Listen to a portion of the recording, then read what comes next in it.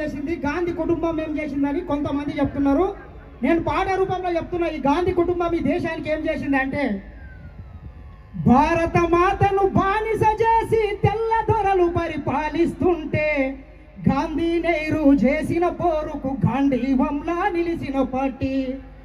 ఎందరెందరో మహావీరులు నెత్తురు చిందగ పోరులు చేస్తే వారి ప్రాణ త్యాగాల ఫలితమే వెలసినది మన కాంగ్రెస్ పార్టీ.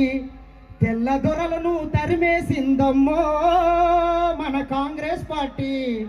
ప్రతి పల్లె గుండెలో వెలుగులు నింపింది మన కాంగ్రెస్ పార్టీ. పేదల పాలిట కల్పవృక్షము, పెరుగు పువ్వలో కమ్మనితనము, ప్రేమను వంచే అమ్మ రూపము, ఇందిరమ్మ ఇంటింటి దీపము.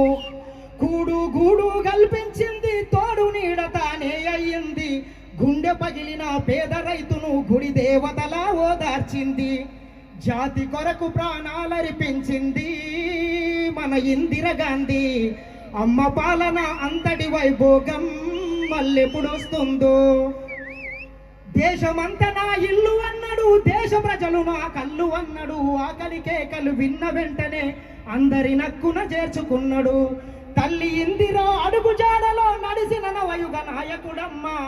అమ్మ ఆశయం నెరవేర్చుటలో రాజీ పడని రాజీవ్ గాంధీ. ఏ పాపమెరగని పసిబాలుడు తల్లి మన రాజీవ్ గాంధీ.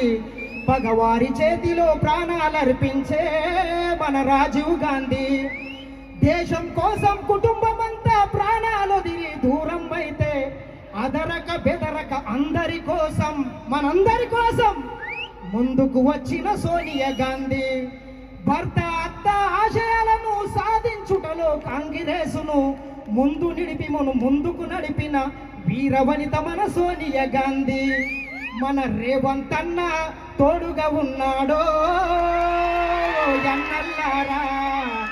మన రాహుల్ గాంధీని ప్రధాని చేద్దామో ఎన్నల్లారా. 100 ఏళ్ల చరిత గల్లదమ్మో మన కాంగ్రెస్ పార్టీ. త్యాగాల ఘనత ఉన్నదమ్మో మన కాంగ్రెస్ పార్టీ.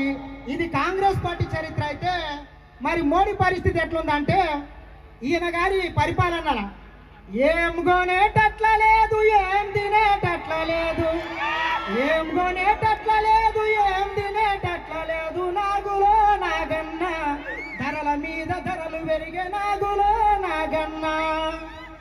దేశ సంపద మొత్తం